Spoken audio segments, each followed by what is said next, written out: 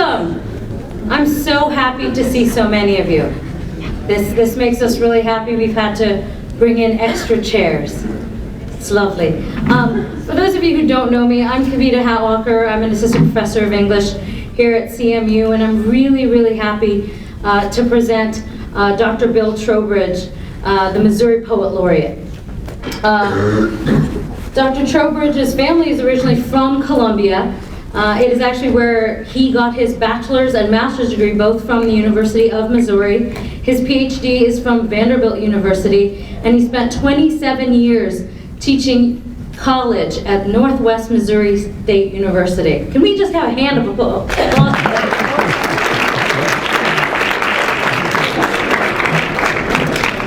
Bill is the third Missouri Poet Laureate. His tenure will end in April 2014, and we are very happy that he is here with us today. Could everyone give me a round of applause for Dr. Trowbridge? Thank you. He will be signing books. There are books for sale, and he will be signing books at the end of the reading if you are interested. It'll be on the back table where Dr. Johnson is currently sitting. Thank you. Well, thank you, Kavita, and what a nice bunch of people here. It's great to see you all. And thank you for university for having me here. Looks like a good night. Yeah, I'm the Poet Laureate of Missouri, and when I was appointed Poet Laureate, one of the things they asked me to do was to write a Missouri poem. And I thought, oh boy. I don't usually write poems on assignment, and so at first I thought, well, maybe I just won't do it and maybe they won't notice. And then I thought, well, I'll try it. So I tried a few things, you know, Almighty River, all that kind of stuff, and I thought, I've heard that before. So I racked my brain a little bit and finally came up with this piece called Unofficial Missouri Poem. Can everybody hear me? Okay, good. Unofficial Missouri Poem. You won't find 76 trombones in this poem. That was Iowa.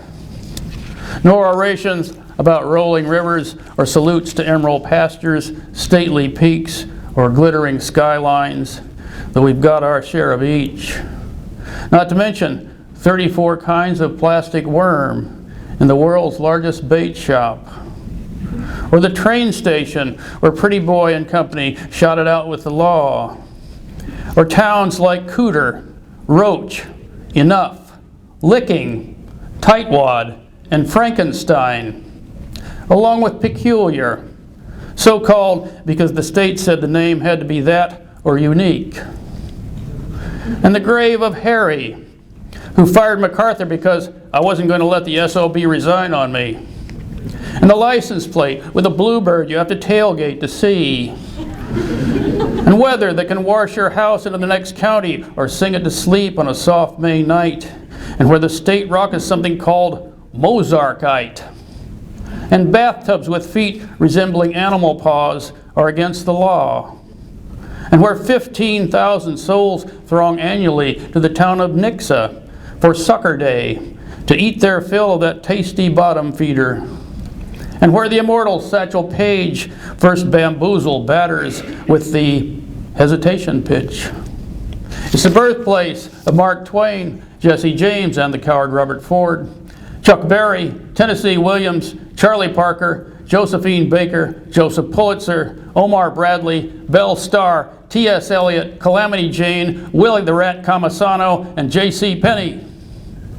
Add to all that the world's largest pecan, the big shoe made entirely of shoes, the cooking from scratch chicken car, the world's smallest cathedral, the Bonnie and Clyde ambush apartment, the world's largest concrete soccer ball, the Jesse James feather duster of death, the Walt Disney dreaming tree and barn, the grave of Pete Tibby's foot, the home of Throwed Rolls, the world's largest fork, the Dental Health Theater, a giant concrete turtle park, the world's largest chigger, Cowboy Muffler Man, the world's largest ball of string, not twine, and the Nuclear Waste Adventure Trail and Museum.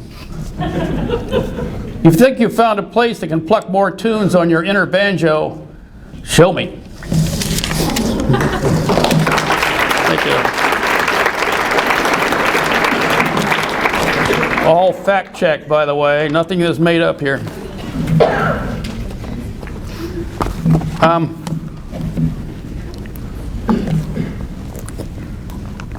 I was ready to write a bestseller poem. I mean, it seems to me it's only fair that poets should have bestseller things as well as novelists. It never works out, though. If you look at the New York Times bestseller list, you won't find even any books of poems there most of the time.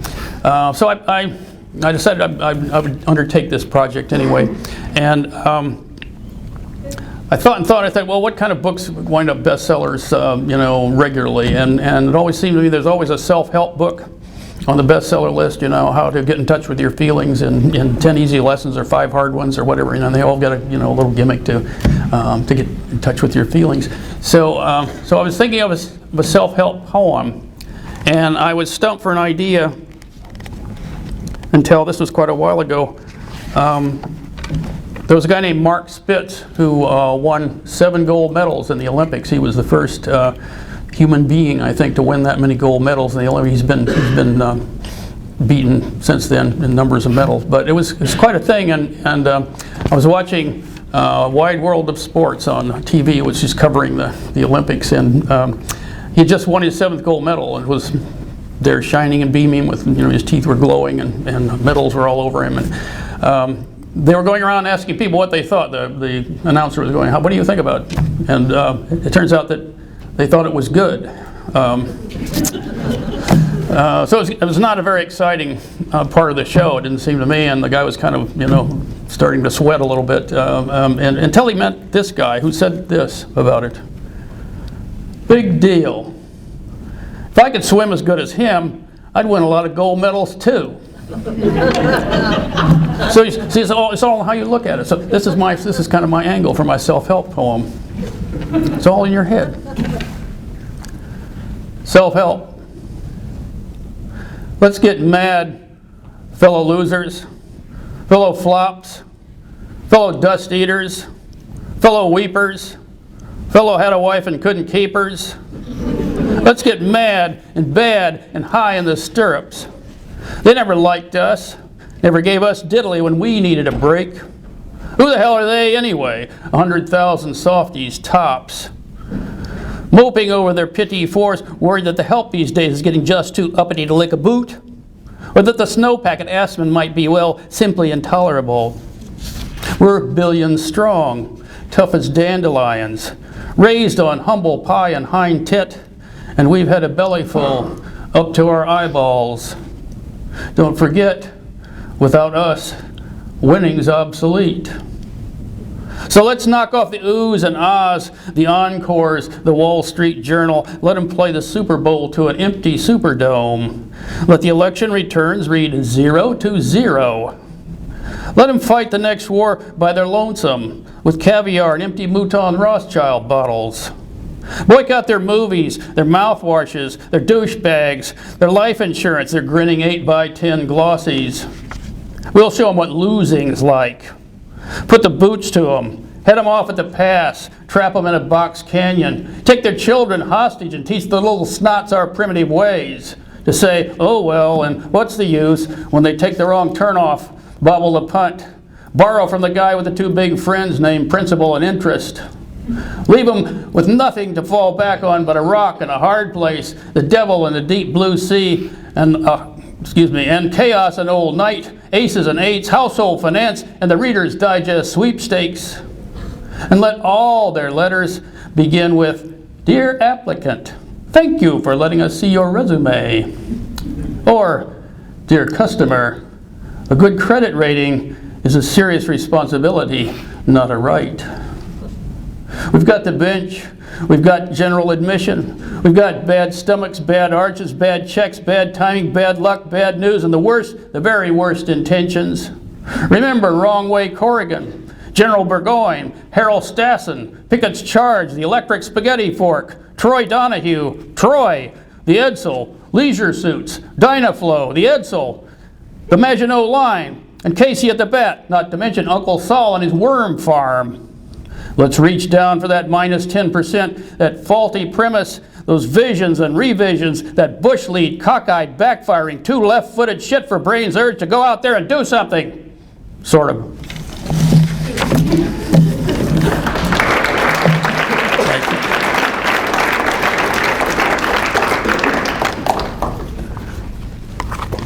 I was my major league career in baseball. You see my hat here. They didn't want me on the Cardinals.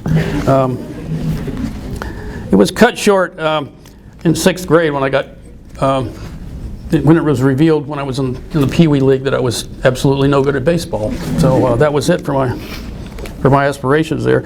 And I discovered, I didn't realize it till after the fact, but I was in when you have the kiddie league, you have to play all the kids, or the parents get upset, the kids have low self-esteem and all that sort of stuff,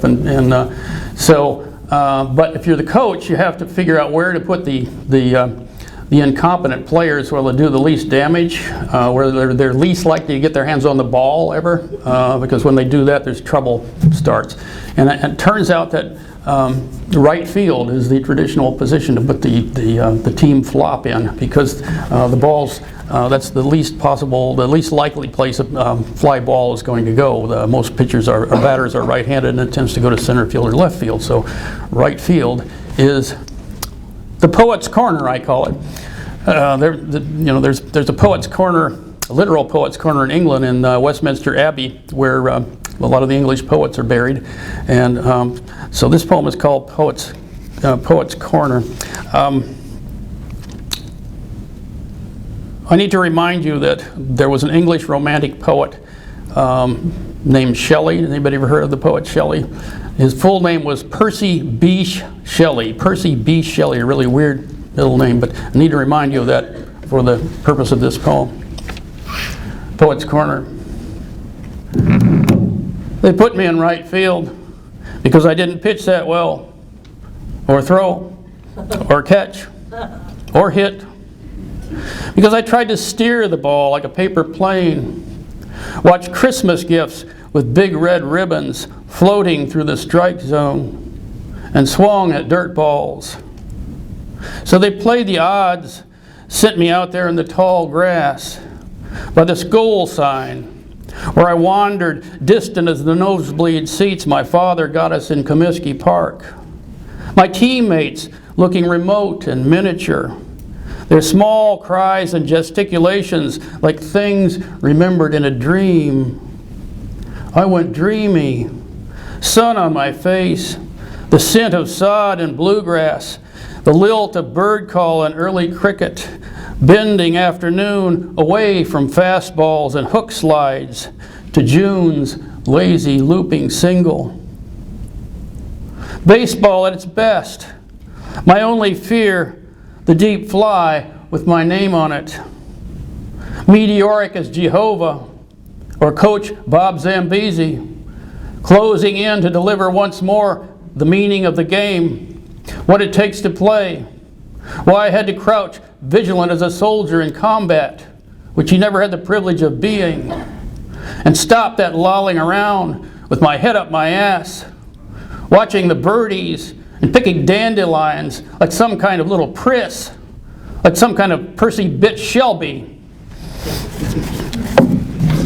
Coach taught English too, by the way.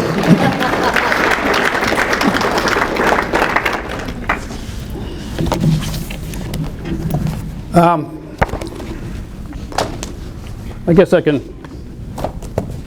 share this secret with you. My oldest son and I, when he was a boy, in Cub Scouts, I believe it was, got involved in a satanic ritual. It's a touchy subject around the family, but it was called the Pinewood Derby. Maybe you've ever heard of that? Something evil about it, I'll tell you. They give.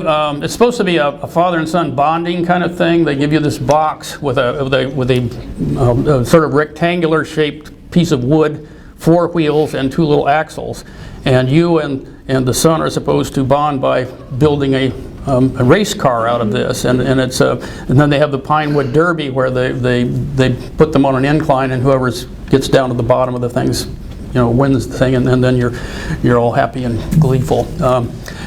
We tried it. I'm not that good with tools, and so the thing that we came up with was sort of this grotesque looking, and it kind of would go down the incline sort of, but not gracefully.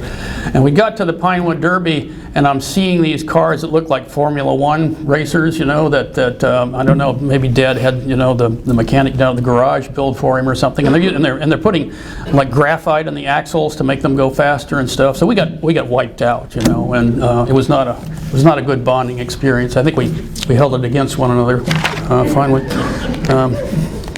But I decided to sort of soothe myself by writing a poem that turned out different than the Pinewood Derby experience. And this is called Father and Son Project 22, Model Airplane Building.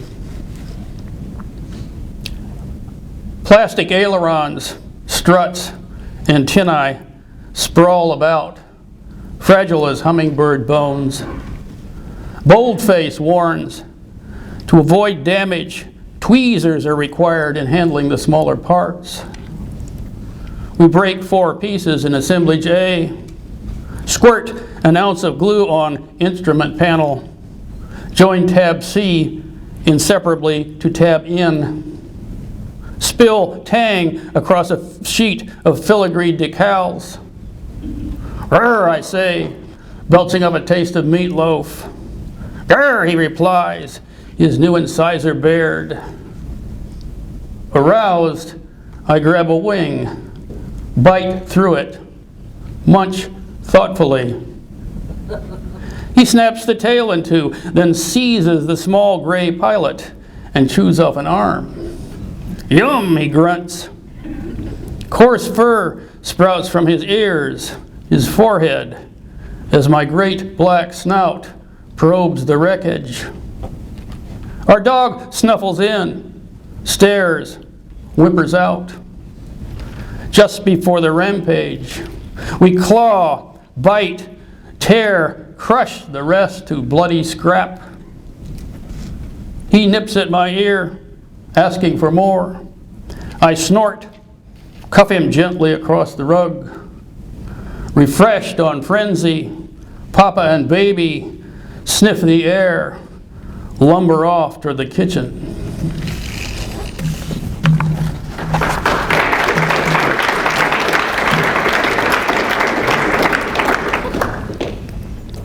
Y'all know what cherry bombs are? I hope so. They were the kind of life's blood in the 4th of July when I was a kid, and they're illegal now all over the place, I guess, because they were advertised in my firecracker days as being equivalent to a third of a stick of dynamite, or a fifth of a stick of dynamite, which made them more appealing. We used to get a case of fireworks delivered by Railway Express because it was illegal to ship them by mail.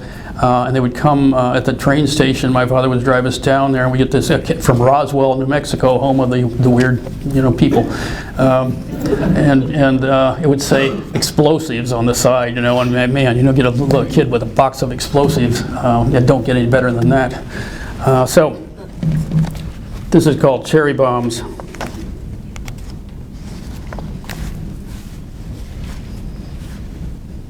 The red seeds. You know what they look like, don't you? They look like cherries. They're round, they look like cherry, and they have a red fuse that comes out of them. And the cool thing about the fuse of the cherry bomb and the cherry bomb itself is that it's waterproof, and the fuse will burn underwater, and it will blow up underwater. Which means if you were to, for instance, weight one a little bit, with some bolts and stuff, and kind of pitch it into a swimming pool somewhere, that you would give everyone a thrill in the swimming pool. Not that we did that. The red seeds of anarchy and blitz, so quick, so blunt, so right to boys who dreamed of fuse and detonation. They came, 1/5 stick of dynamite, veiled in oriental understatement, light fuse and step back. Just a step, and our ears howled for half an hour, our faces puckered numb.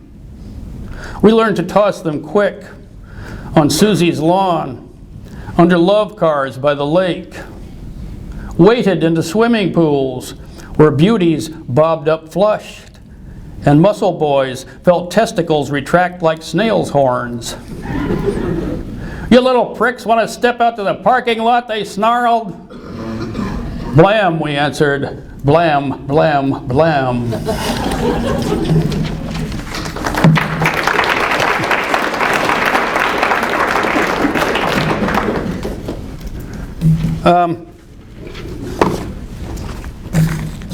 I read a whole book about King Kong, poems narrated from King Kong's point of view with his voice and stuff. This is the original King Kong, the 1933 black and white job, which still is the best one, I think, although the recent one done by the Lord of the Rings guy was pretty good, but still not as weird and creepy as the 1933 one.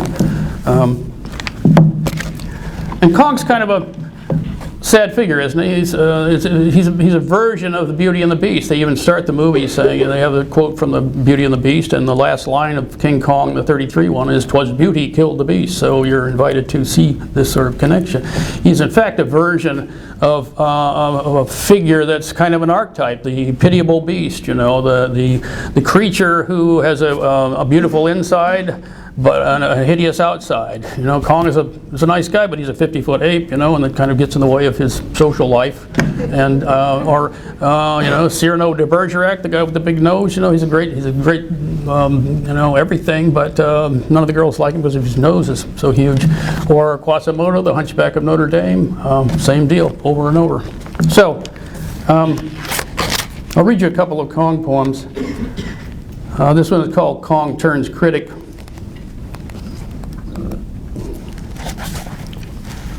He's speaking on all of these. The man said, "He's a brilliant special effect, given the film technology of the 30s. But the story is hopelessly contrived, even allowing for the strong mythic element." The woman said, "No, he looks too much like a stuffed toy, a huge piece of period kitsch, ludicrous when he tries for tragedy." The man shook his hair and made smoke, insisting, "Verisimilitude is irrelevant, as in any Gothic melodrama." I marveled at these mammoth words, wondering how they were folded into such little brains. I ate the man first, then the woman, both stringy, but then what's not these days? That's it.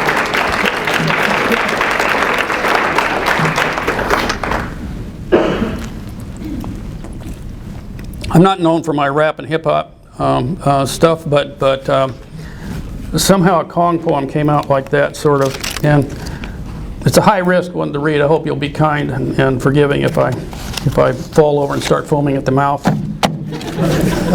You know, happens sometimes.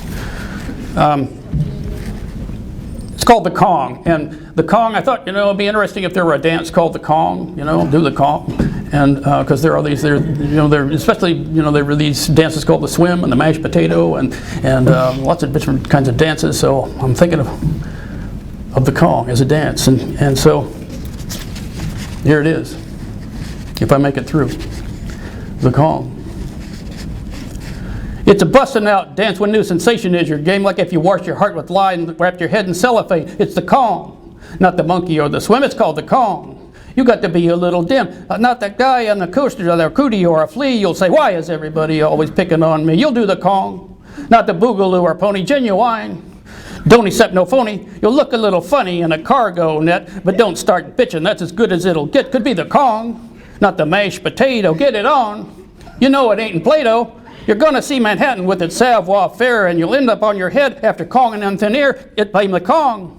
Scratch a lot and slap your chest. I said the Kong, not a waltz or minuet. You'll be a better ape for it. Just you wait and see when you're a major movie star and get rerun on TV. Thank the Kong, not the Pavane or Tarantella. Yeah, the Kong. You could dance it in the cellar all night long. Don't need no song. I could be wrong, but I don't think so.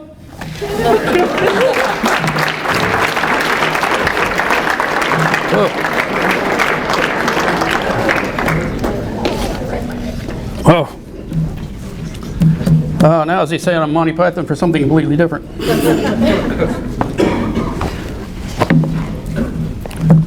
The kiss of death. You all know what that is? It's an old mafia gesture that, you know, when you're going to have somebody bumped off, especially if it's family, you deliver the kiss of death, a big kiss. You've all seen The Godfather, haven't you? Godfather 2, when Michael decides that Fredo, his brother, has to be rubbed out because he's betrayed the family, and he sort of goes up to Fredo and gives him a big kiss.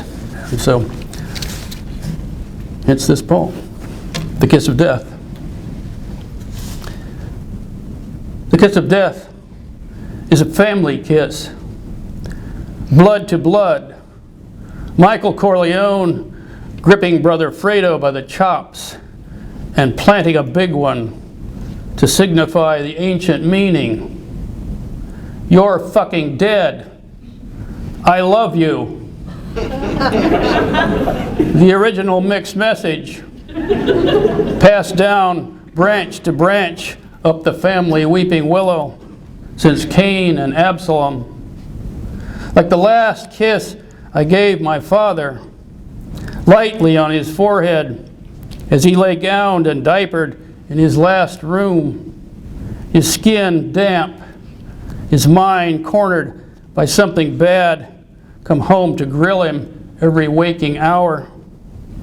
Maybe by the dream I had where I finally threw a punch and kept it up till I snapped awake. Or maybe by a dream he had about his father, that mostly loving man he said would sometimes punish with a razor strop, once till grandma screamed, and kiss him afterwards. My father taught himself to flail with words and silences, his kisses stabbed. I love you, Dad. I lied to no one in particular before I left, wiping off the blade, meaning every word.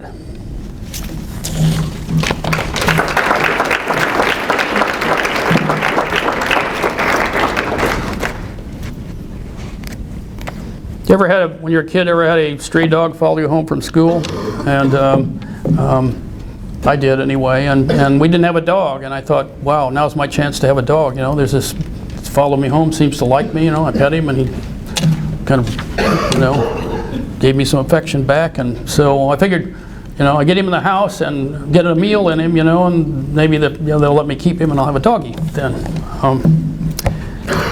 Thing that you don't realize is that often stray dogs are stray because they have tendencies that make people not want them around.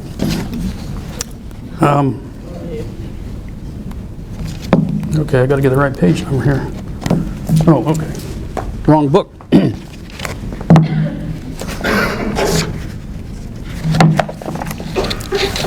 This is called Obedience.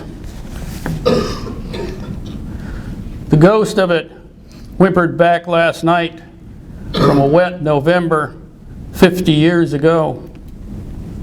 A scraggly cocker that shadowed me home from school, and when I let it in, ignored a meal to snuffle crotches and hump legs, as if to win us with what it knew of love.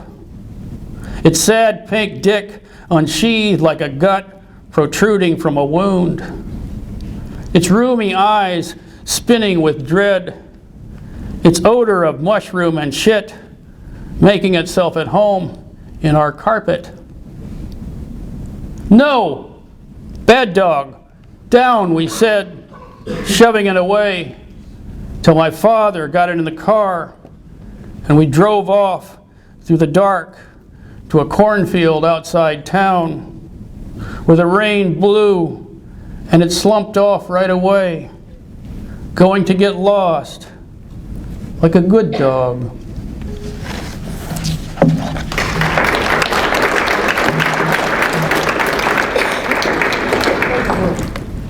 Still haunts me, that dog.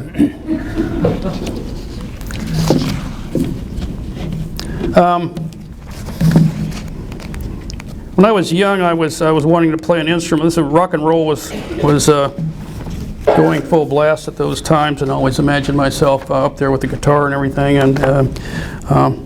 But when I was pretty young, my mother took me to a music store in downtown Omaha, and they were having a scam, is what it was. They had an accordion band there, and mom could bring her young kid in, and they would give him one of these 12 bass accordions and teach him 2 or 3 notes, and they would put them together and they would play this little simple song. And so mother would see her son or daughter up there playing the accordion and would just buy an accordion. So I got stuck with an accordion rather than a drum set or a guitar. And these were the days, accordions, some cool bands have accordions in them now. No cool bands had accordions in them. Now Lawrence Welk had accordions, and that was about it in those days. So there's a wonderful cartoon. All of you have ever seen The Far Side? The guy finally quit doing them now. A guy named Larson wrote these cartoons called The Far Side, and one of them is, it's got 2 frames to the cartoon. One of them is the saved souls going up to heaven, and St. Peter is there at the gate, and they're coming into heaven, and he's saying, "Welcome to heaven, here's your guitar," or excuse me, "here's your harp." And then the second frame is the damned souls going to hell, and the assistant devil is there saying, "Welcome to hell, here's your accordion." And, so that's kind of the way I felt. Prodigy. "Here's your accordion," smirks the assistant devil in the cartoon, where hell's appalled draftees receive their instruments. No one told me in 6th grade, the day I instantly made music in the accordion ensemble, the piano store formed to move some merchandise. 4 notes up and down with a bass shift at the top. Something a retarded chimp could slap out for a sugar treat. Something my mother pronounced a gift from God. Her little Paganini playing with 1 foot in the New York Philharmonic. She bought it. So did I. Till the lesson started. My teacher, Mr. Lemke, chewing his lip as I wheezed my way through the first 3 books. Lady of Spain harumphing beyond my grasp and drowned out in my head by Chuck and Elvis. Mother dragged me out before her squarest guests to sulk and fumble through her favorites. I was being baby-stepped toward Lawrence Welk, the Antichrist of rock and roll, who played that antimatter of the Fender Strato. Once more, they'd say, as I hit the stage in my killer ducktail, pumping a D where a B flat should have been.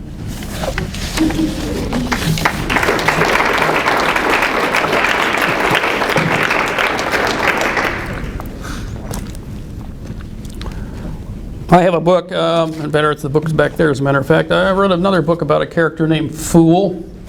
We talked about this in workshop this afternoon. Fool to me is an archetype, and if that's too highfalutin words for you, it's a figure who seems to appear in stories, films, stand-up comedies, poems, you name it, from the time people have created them. I theorized the first story that was told by somebody back in a cave probably had a fool in it.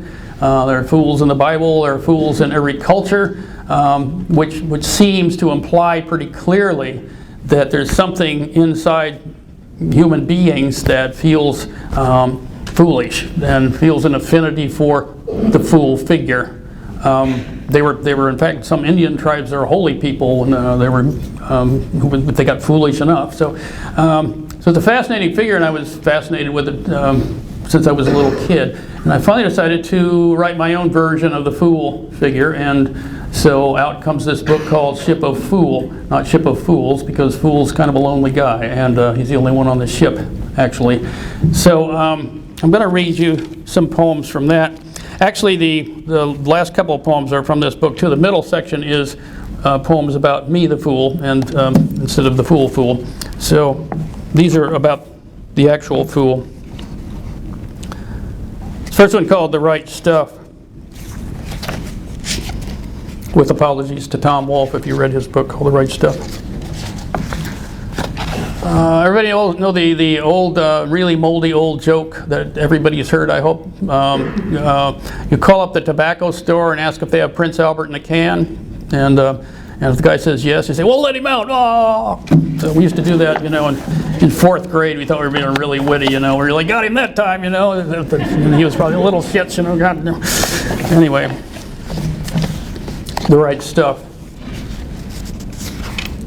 On Fool's birthday, April 1st, people play jokes on him all day long. April Fool, his wife and kids hoot as the pancakes explode. Gotcha again, quips the gang at work when he sits down in the Limburger cheese. His mom and dad, though dead, always call to ask if he has Prince Albert in a can. Or let him out, they shriek, not waiting for an answer. By 5 o'clock, Fool feels like a spacewalker cut loose from the mothership. The radio in his head chatters nonsense as he floats end over end. You are my sunshine, he sings sotto voce, my only sunshine. I sing too, did you know? No extra charge for that.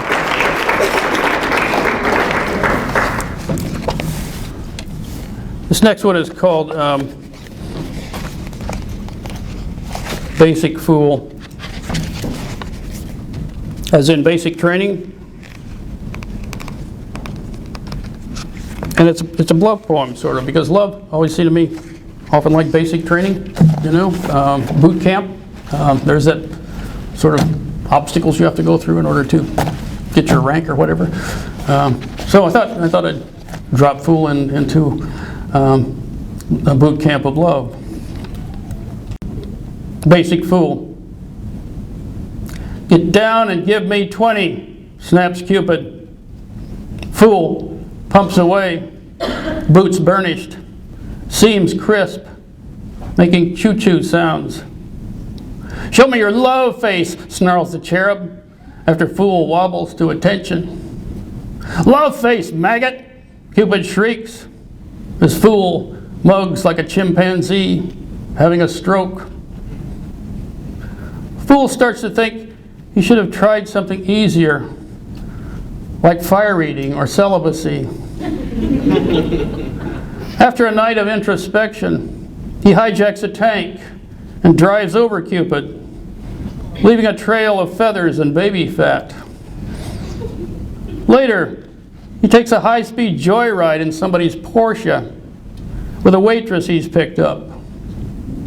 You may not believe this, Fool tells her right before the blowout, but I'm a flyboy from the infantry of love.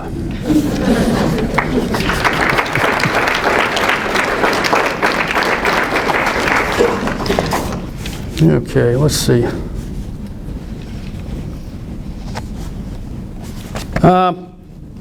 Fool noir. Does everybody know what film noir is? Film noir, have you heard that term somewhere? Film noir is, for those of you who are looking kind of quizzical, film noir is a term that describes the old 40s and 50s black and white detective movies. The Maltese Falcon with Humphrey Bogart is probably the most famous film noir of all film noirs. And the French went crazy about these movies, and they're the ones that came up. Of course, it's a French term, film noir.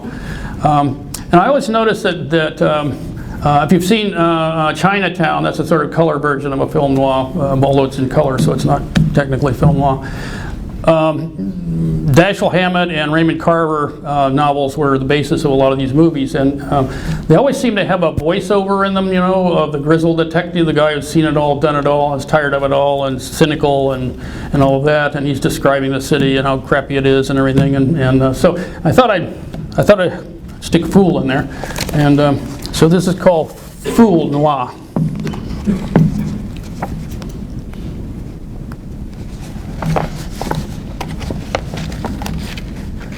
Felt like every other night in this crummy town.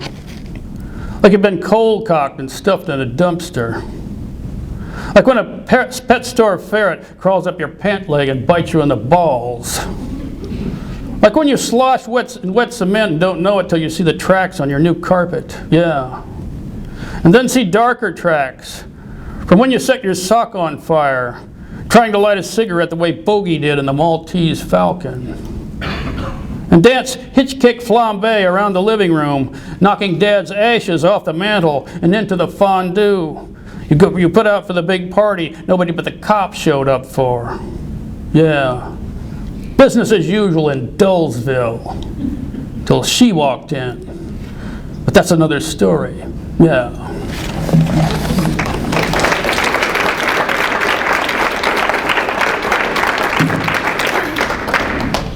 I'm going to finish up with a big poem called The World's Biggest Fool, where he gets really big. Fool, by the way, I didn't read you his origin poem, but Fool, by the way, got started. My particular Fool was up there with Lucifer and the rebel angels, and got thrown out into heaven and into hell not because he was one of them, but he was kind of stumbling along the way and got shoved down with everybody else, and so that's where he kind of got started. And he's made things difficult somehow for the divinity ever since, in his own bumbling way. And this is this kind of touches on that theme. What's wrong? Okay. Wrong poem. World's Biggest Fool. Do y'all know Shoney's Big Boy?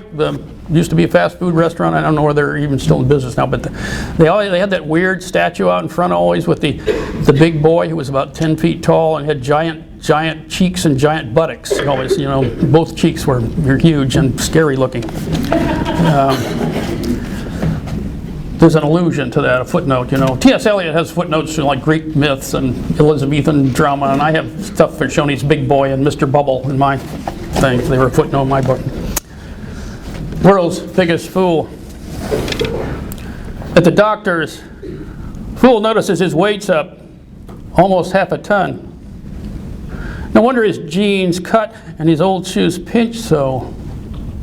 He gets a new outfit at a big men's store, which helps till he puts on another 2 tons. The tabloids show an interest, but Fool finds himself thinking big, hatching ideas that wouldn't have squeezed into his normal-sized head, now larger than a big boy statue's. Is the pleasure of the pig as great as the pleasure of the philosopher? He asks the mailman, feeling concepts roll through his mind like happy sea otters. He begins to see through the pea soup of everydayness, then through corduroy, then oak tables.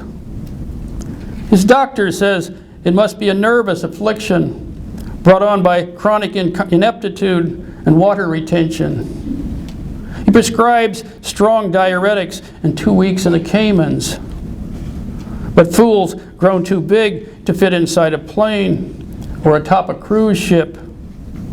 He acquires his own field of gravity, then bounds through the ionosphere and into space, where he takes his place as the 9th planet in our solar system. China draws up plans to colonize him. The CIA to terminate him with extreme prejudice. Now, God has to admit, Fool's jammed the gears again, making life difficult for everybody. Another word he uses to mean himself. Meanwhile, Fool's discovered the missing link, the lost chord, the cure for cancer and old age. He's devised the half-hour work week. He's really, really big now. Too big to kill with a bolt of lightning or the old pillar of salt stunt. Fool's heart takes up a galaxy. There's room in it for all humankind, even burdens on society and threats to public decency. Everybody, which of course includes God. Now adrift inside that humongous ticker, awash flushed from auricle to ventricle, awash in the blood of a fool. Out goes sin, out goes death, in comes the free pass and the truly bottomless margarita, which set off God's doomsday device for when life gets too good for our own good. Bang goes the whole shebang, leaving God back at square one. Okay, God damn it, he sighs. From the top, let there be light, blah, blah, blah. Back on earth, fool, reincarnated to his old size and kick me grin, grabs a fig leaf and tries to look busy. Thank you.